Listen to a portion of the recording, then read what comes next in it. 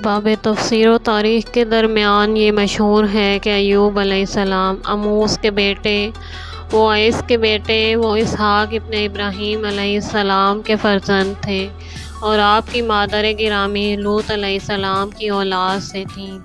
بعض نے کہا ہے کہ ایوب علیہ السلام عیس کے بیٹے تھے اور آپ کی زوجہ مطہرہ رحمت افرایم بن یوسف کی دختر تھیں۔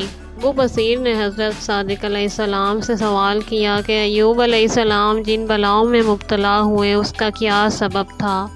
فرمایا کہ نعمتوں کی زیادتی کے سبب سے تھا جو حق تعالیٰ نے ان کو عطا فرمائی تھیں، اور حضرت ان نعمتوں کا شکر جیسا کہ چاہیے ادا کرتے تھے۔ اس وقت شیطان کی آسمانوں پر جانے سے ممانعت نہ تھی، وہ عرش تک جایا کرتا تھا۔ ایک روز شیطان آسمان پر گیا اور نعمتوں پر ایوب علیہ السلام کا شکر جو الواح سماویہ پر بہت کثرت سے ثبت کیا گیا تھا دیکھا، یا یہ دیکھا کہ ان کے شکر کو نہایت عظمت کے ساتھ اوپر لے جاتے ہیں، تو اس ملعون کے دل میں حسد کی آگ مشتعل ہوئی۔ کہا، پروردگارا، ایوب تیرا شکر اس لیے کرتے ہیں کہ بہت کافی نعمت تو نے ان کو عطا کی ہے۔ جو کچھ تو نے دنیا میں ان کو بخشا ہے، اگر ان کو لے لے تو ہرگز تیری کسی نعمت کا شکر ادا نہ کریں، لہٰذا مجھ کو ان کی دنیا پر مسلط کر دے، تب تجھ کو معلوم ہوگا کہ تیری کسی نعمت کا ہرگز شکر نہ کریں گے۔ شیطان کو رب الارباب کا خطاب پہنچا کہ تجھ کو ان کے مال اور فرزندوں پر مسلط کیا۔ یہ سنتے ہی شیطان بہت خوش ہوا اور تیزی سے زمین پر آیا اور جو کچھ اموال و فرزندان ایوب تھے سب کو ضائع اور ہلاک کر دیا۔ جیسے جیسے وہ ہر ایک کو ہلاک کرتا تھا، ایوب علیہ السلام کو شکر و حمد زیادہ ہوتا تھا۔ شیطان نے التجا کی کہ مجھ کو ان کی زراعتوں پر مسلط کر۔ حق تعالیٰ نے فرمایا کہ جا، اختیار دیا۔ یہ سن کر وہ اپنے فرما برداروں کو لے کر آیا اور ایوب علیہ السلام کی زراعتوں میں سم آلود ہوا پھونک دی، جس سے تمام زراعت جل گئی۔ حضرت کا حمد و شکر اور زیادہ ہوا۔ پھر اس نے کہا، خداوندہ، مجھ کو ان کے گوسفندوں پر مسلط فرما۔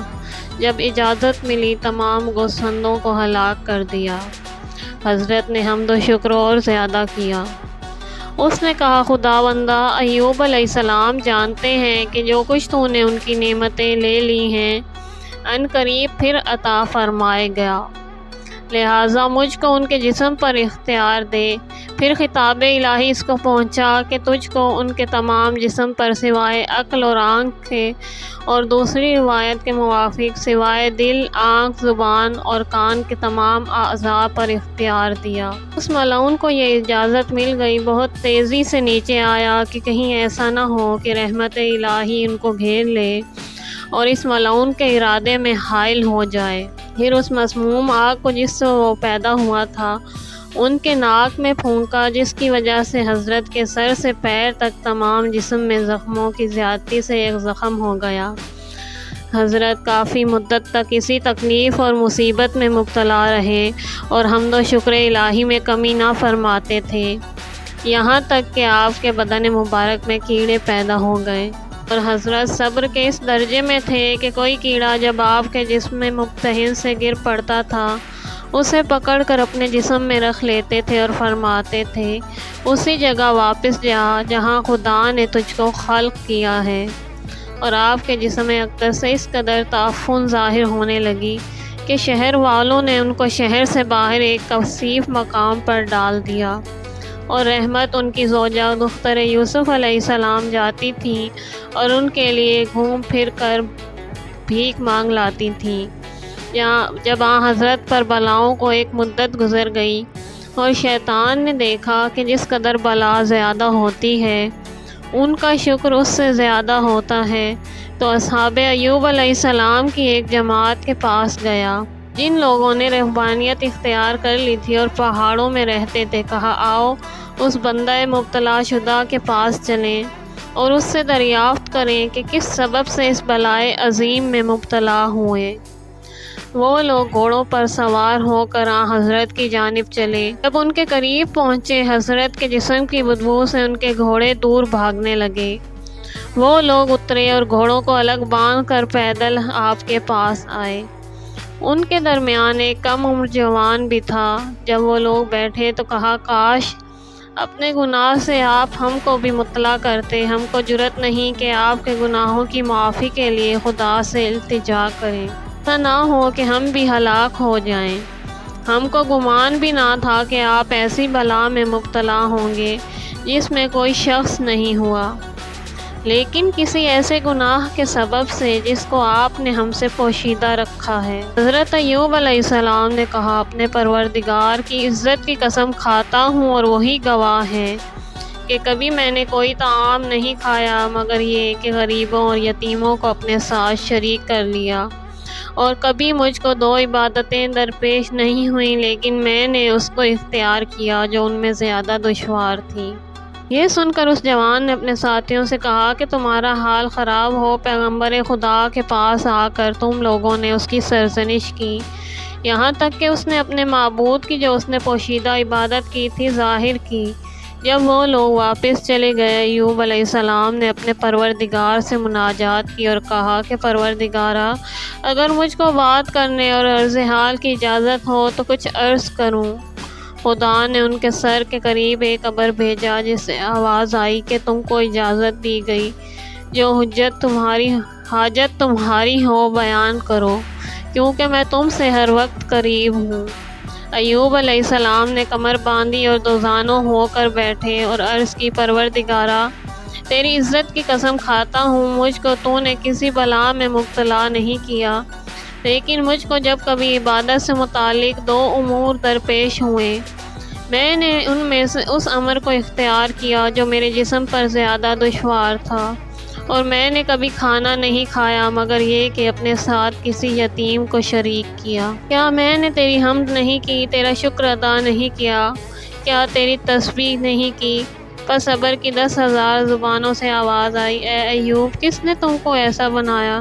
تم نے اس وقت عبادت کی جبکہ دنیا بے خبر تھی، اور کس نے عبادت کو تمہارے لیے محبوب کیا؟ کیا تم خدا پر احسان رکھتے ہو اس معاملے میں جس میں خدا کا احسان تم پر ہے؟ یہ سن کر ایوب علیہ السلام نے ایک مٹھی خاک لے کر اپنے منہ میں ڈالی اور کہا، میں نے غلط کہا، اور تمام نعمتیں اور عبادتیں تیری ہی طرف سے ہیں۔ اس وقت حق تعالیٰ نے ایک فرشتے کو بھیجا جس نے زمین پر ٹھوکر ماری۔ اسی وقت ایک چشمہ جاری ہوا، اس میں آپ نے غسل کیا اور تمام زخم و درد اور تکلیفیں زائل ہو گئیں، اور اس سے بہتر تازگی اور حسن و جمال پیدا ہو گیا جو پہلے تھا۔ پھر ان کے چاروں طرف خدا نے سبز باغ پیدا کر دیے اور ان کے اموال، اہل و عیال اور زراعتیں سب عطا فرمائیں۔ وہ فرشتہ حضرت کے پاس بیٹھا ہوا گفتگو کر رہا تھا کہ آپ کی زوجہ آئیں۔ ان کے ہاتھ میں روٹی کا ایک خشک ٹکڑا تھا۔ جب وہاں پہنچی، کھنڈر کے بجائے باغ دیکھا اور ایوب علیہ السلام کی جگہ دو جوان نظر آئے جو بیٹھے ہوئے باتیں کر رہے تھے۔ وہ رونے اور چلانے اور فریاد و واویلا کرنے لگیں کہ اے ایوب علیہ السلام، تم پر کیا گزری؟ ایوب نے ان کو آواز دی۔ جب وہ قریب آئیں تو ایوب کو پہچانا اور الہی نعمتوں کی واپسی مشاہدہ کر کے سجدہ شکر بجا لائیں۔ اس وقت وہ ایوب علیہ السلام کے لیے روٹیاں مانگنے روانہ ہوئی تھیں۔ ان کے خوبصورت گیسو موجود تھے، چونکہ ایک گروہ کے پاس جا کر ایوب کے لیے طعام طلب کیا تھا۔ ان لوگوں نے کہا کہ اگر اپنے گیسو ہمارے ہاتھ فروخت کرو تو کھانا دیں۔ ان معظمہ نے اپنے گیسو کاٹ کر دے دیے اور ایوب علیہ السلام کے لیے کھانا لائی تھیں۔ جب ایوب نے ان کے گیسو کٹے ہوئے دیکھے، غضبناک ہوئے اور قسم کھائی کہ 100 کوڑے ان کو ماریں گے۔ جب ایوب سے گیسوؤں کے کاٹے جانے کا سبب بیان کیا تو ایوب غمگین اور اپنی قسم پر پشیمان ہوئے۔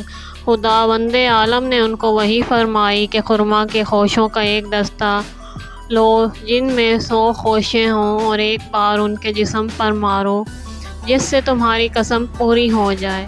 پھر خداوند عالم نے آپ کے ان فرزندوں کو بھی زندہ کر دیا جو ان بلاؤں سے پہلے فوت ہوئے تھے، اور ان فرزندوں کو بھی جو اس بلا میں مرے تھے، تاکہ ان حضرت کے ساتھ زندگی بسر کریں۔